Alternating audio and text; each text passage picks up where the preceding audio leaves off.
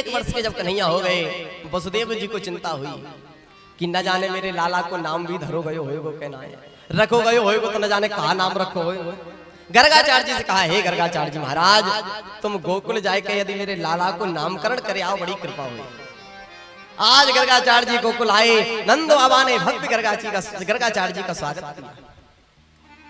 जैसे ही गर्गाचार्य जी घर में आए, नंद बाबा हाथ जोड़कर कहने लगे, महाराज मेरे घर में 2 लाला है और महाराज जा दिना से पैदा भये हैं, कोई ना कोई आपत्ति आती चली जा रही है, जरा देख के बताओ मेरे लाला के ग्रह कैसे चल रहे हैं। गर्गाचार्य जी ने कहा, तो कहा नाम भैया तुम्हारे लाला को।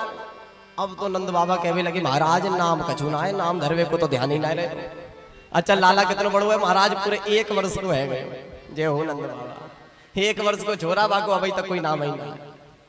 गर्गाचार्य जी से कहने लगे, महाराज अब आप आए हो तो हम तो चाहेंगे आपके मुखारबिंद से नामकरण है जाए। गर्गाचार्य जी कहने लगे, सुनो नंद बाबा, हम यदुवंशियों के आचार्य हैं, अगर नाम धरवावो चाहो तो चुप ही धर सके, काऊ बुलाइयो मत। अच्छा महाराज ठीक है, आप चिंता मत करो, आप गौशाला में पहुंचो, वहां कोई नहीं आएगा, मैं दोनों लालन को लेकर बिहाले आ रहे। सुंदर बिछावन की व्यवस्था कराई। यशोदा और रोहिणी को आदेश दिया कि आज लालाओं का नामकरण होगा, दोनों लेकर गौशाला में आ जाओ। इधर नंदरानी रोहिणी से कहने लगी, बहन या बाबा को हमने बड़ो नाम सुनो है, चलो आज अपने आँख की परीक्षा लेकर देखें। रोहिणी कहने लगी, बहन हम कैसे परीक्षा लेंगे? यशोदा मैया कहने लगी, सबसे बढ़िया बात है, ये काम कर, तेरे लाला को मैं ले लूं, मेरे लाला को तू ले ले। दोनों अदला बदली करके चल रहे हैं, पक्को पंडित होएगो तो बता देगो ये लाला तेरो है, ये मेरो। दोनों अपने अपने लालाओं की अदला बदली करके पहुंच गई। और आज गर्गाचार्य जी की दृष्टि जब यशोदा मैया की गोद में गई, जो बलराम जी को देखा, बड़े लाला को, रोहिणी के बेटा को देखा, प्रसन्न हो गए गर्गाचार्य जी।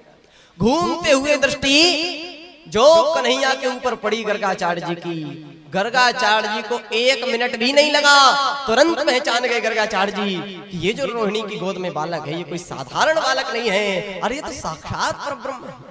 जो पहचाना, ऐसा आनंद आया गर्गाचार्य जी को तो कि आज गर्गाचार्य जी की समाधि ही लग गई। कन्हैया को ही निहारते जा रहे हैं, और साधारण समाधि नहीं, ऐसी गर्गाचार्य जी की समाधि लगी है।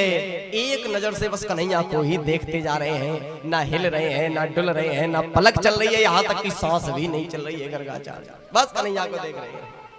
नंदरानी सोच रही है, इतने ध्यान से मेरे लाला की कोई ग्रह दशा देख रहे होंगे। 10 मिनट हुए तब तो कोई बात नहीं, अब तो जब घंटा भर बीत गया, अब तो नंदरानी को चिंता है गई कि ये बाबा को कहा है गए भैया, न ये हिले न डुले। रोहिणी से कह रही है, रोहिणी या बाबा को कहा है गए हो, ना ये हिल रहे हो, ना डुल रहे हो, ना या की पलक चल रही है। रोहिणी ने कान में कह दिया, मैया मोकू तो ऐसी लगे या बाबा की सांस ना चले। अब तो नंदरानी घबरा गई, गर्गाचार्य जी को पकड़कर हिला दिया, अरे महाराज मेरे ही घर मिलो, तुम्हें कलंक लगावे। जो हिलाया, अब तो गर्गाचार्य जी की समाधि खुल गई। हाँ भैया, मैंने तेरे लाला को नाम सोच लियो। जो सुना, अब तो नंदरानी की पसीना आया हुआ है, महाराज जय हो, ऐसे भी नाम सोचो जाए, तुमने तो मुझे अपना ही नाम भुला दियो, अब जल्दी बताओ क्या नाम है लाला।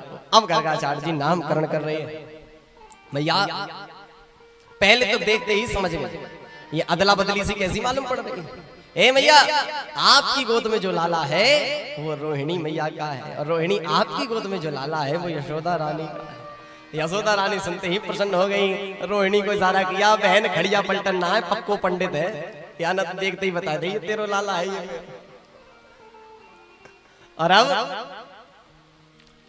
कहा, मैया यशोदा आपकी गोद में जो बालक है, इसके अंदर बहुत बल होगा, अत्यंत बलशाली होगा ये बालक, इसलिए इस समय हम इसका नाम बलराम रख रहे हैं। बलराम नाम रखा है। और मैया आपका जो लाला है, जो रोहिणी की गोद में, मैया ये कोई साधारण बालक नहीं है। आज गर्गाचार्य जी बताने वाले हैं मैया, मैया ये जो बालक है, ये बालक साधारण नहीं, अपितु ये बालक तो साक्षात परब्रह्म परमात्मा है, ऐसा कहने ही वाले थे। बात परमात्मा तक पहुंच चुकी थी। मैया ये जो लाला है, ये साक्षात परब्रह्म परमात्मा, जो बात पहुंची भगवान सोचने लगे गर्गाचार्य जी तो सब काम खराब किए दे रहे हैं, तुरंत गोद में मचल गए और कहा, बता मत देना, सब काम खराब हो जाएगा। अब तो भगवान की बात को समझ गए गर्गाचार्य जी और बात को पलट गए। मैया ये जो लाला है ये तो साक्षात भगवान नारायण पर ब्रह्म परमात्मा के समान गुण वालो हो, ऐसा कह मैया ये कोई साधारण बालक नहीं है, या बालक को तो हर युग में जन्म हो। और मैया ये तेरो लाला इतना सुंदर है, ये आपको जो भी कोई देखेगा वो भाई के चित्त को ये आकर्षण कर लेगा, चित्त चुरा ले।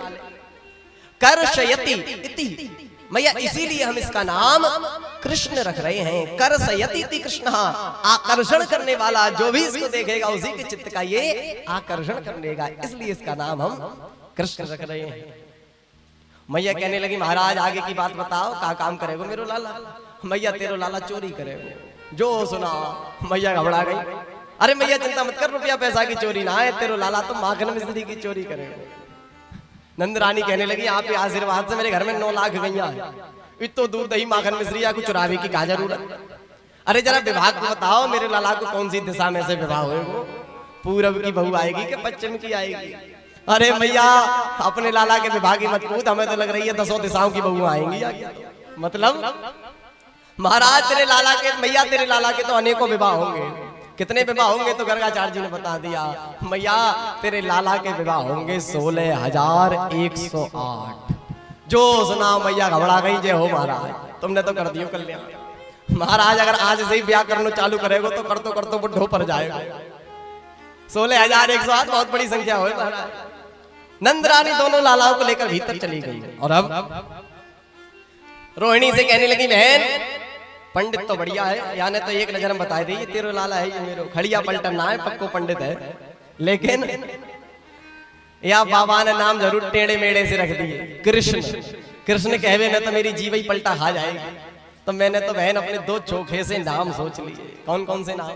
तो मैया कह रही है रोहिणी मेरे लाला को नाम कनुआ और तेरे लाला को नाम बलुआ।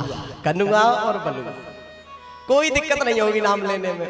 कृष्ण इतना कठिन नाम जल्दी आसानी से आदमी ले ही ना पावे, तो मैंने तो 2 बढ़िया से नाम सोच लिए। तो ये कृष्ण, कन्हैया, कान्हा, ये मैया यशोदा के बड़े बड़े सुंदर प्रेम के नाम हैं। प्रेम से मैया इन नामों को लेकर बुलाती हैं। और अब सुंदर सा कन्हैया के नामकरण संस्कार हुआ।